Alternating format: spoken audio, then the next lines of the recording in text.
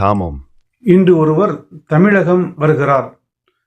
தமிழகம் எங்களோடுதான் இருக்கிறது, என்டிஏவோடு தான் இருக்கிறது என்று ட்வீட் போட்டுவிட்டு தமிழகம் வருகிறார். இவர்கள் தமிழகத்திற்கு செய்த துரோகங்கள் கொஞ்ச நஞ்சமல்ல.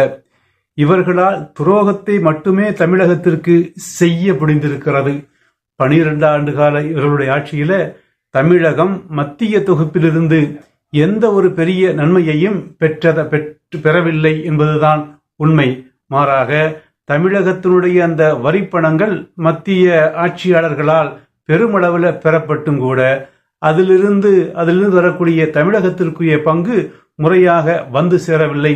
அது தமிழகம் மட்டுமல்ல, இந்தியாவே சீரழிந்து கிடக்கிறது.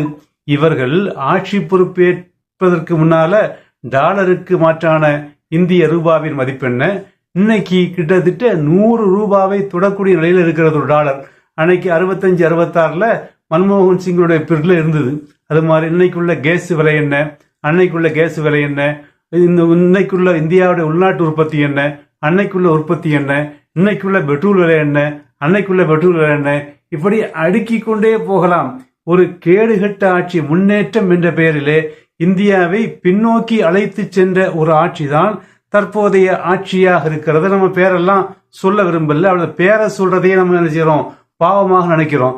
அப்படிப்பட்ட ஒரு கேடுகட்ட ஆட்சியை வரலாற்றில் எங்கும் இல்லாத முறையில ஒரு மோசமான ஆட்சியை நடத்தக்கூடிய ஒரு அந்த ஆட்சி தலைவர் தான் என்று தமிழகத்துக்கு வருகிறாரு.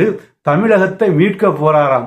இவர் மீட்ட இடங்களிலெல்லாம் கலவரம், இவர் மீட்ட இடங்களிலெல்லாம் அமைதியின்மை, இவர் மீட்ட இடங்களிலெல்லாம் நிம்மதியின்மை, இவர் மீட்ட இடங்களிலெல்லாம் இது பாலியல் வன்கொடுமை என்று இப்படிப்பட்ட சாதனைகளை மட்டுமே செய்து கொண்டிருக்கக்கூடியவர் தமிழகத்தை மீட்பதற்காக வேண்டி தமிழகத்தில் உள்ள ஒரு ஊழல் ஆட்சியை பற்றி இவர் பேசுறாரு. ஊழலுடைய பெரிய ஊற்றாக இருப்பது பாஜக தான் இன்று நவீன ஊழலுடைய ஒரு முக்கிய தலைமையாக இருக்கிறது. தேர்தல் செலவுக்காக வேண்டி பல்லாயிரம் கோடிகளை தொழிலதிபர்களை மடக்கி வாங்கி வைத்திருக்கக்கூடிய ஒரே கட்சி இது இந்த பாஜக. இந்த பாஜக சொல்கிறது ஊழலை பற்றி பாஜக பேசுவது என்பது நகைப்புக்குரியதாக இருக்கிறது. இவர் தமிழகத்திற்கு இன்று வரக்கூடிய நேரத்தில் தமிழகத்துல ஏதாவது ஒரு 2 வார்த்தையை ஏற்றையாவது கேட்டு தமிழ்ல பேசிட்டு வரான். இவர் தமிழ்ல பேசுனா நமக்கு என்ன, தமிழ்ல பேசாட்டா என்ன? இவர் தமிழ்ல பேசியதுனால இங்க தமிழ்நாட்டில் பாலாறும் தேனாரும் ஓட போகிறதா, இல்ல தமிழ்ல பேசாததுனால அங்க ஏதாவது பாதிப்பு ஏற்பட போகிறதா? ஏதோ நன்றி வணக்கம் என்று 2 வார்த்தைகளை சொல்லிவிட்டு மக்களை ஏமாற்றலாம் என்ற எண்ணத்தோடு தமிழகத்திற்கு இன்னைக்கு வர்றாரு. இவரை நோக்கி தமிழக முதலமைச்சர் சில கேள்விகளை வைத்திருக்கிறார். அவைகள் நியாயமான கேள்வியாக இருப்பதனால அவைகளை நாமும் என்ன செய்யறோம், முன்வைக்கிறோம். மக்கள் தொகைகள் தமிழ்நாட்டில் குறைந்திருப்பதனால அந்த தமிழ்நாட்டில் தொகுதிகளை குறைப்பதற்கு திட்டமிட்டு இருக்கிறார்கள். எதுக்கு மக்கள் தொகைகளை குறைக்க வேண்டும் என்று மத்திய அரசு சட்டம் போட்ட பொழுது வட மாநிலங்கள், மோடியுடைய கட்சி ஆளக்கூடிய மாநிலங்கள் இருக்கா இல்லையா, அந்த மாநிலங்கள் எல்லாம் மக்கள் தொகை குறையில்லை. அவன் பெத்துக்கிட்டே இருந்தா மக்கள் தொகை வளர்த்துக்கிட்டே போனான். ஆனா அந்த மத்திய அரசனுடைய சட்டங்களுக்கு கட்டுப்பட்டு அந்த மக்கள் தொகையை குறைச்சதுனால இன்னைக்கு தொகுதி எண்ணிக்கையை குறைப்பேன்னு சொல்றாரு, மத்திய அரசு சொல்லுகிறது. இப்ப தமிழக முதல்வர் கேட்கிறாரு, தமிழகத்துக்கு நன்மை செய்யறேன்னு சொல்றியே, தமிழகத்தினுடைய தொகுதிகள், அந்த பாராளுமன்ற தொகுதிகள் குறைக்கப்படாத என்ற உத்தரவாதத்தை உங்களால் தர முடியுமா என்று கேட்கிறார்.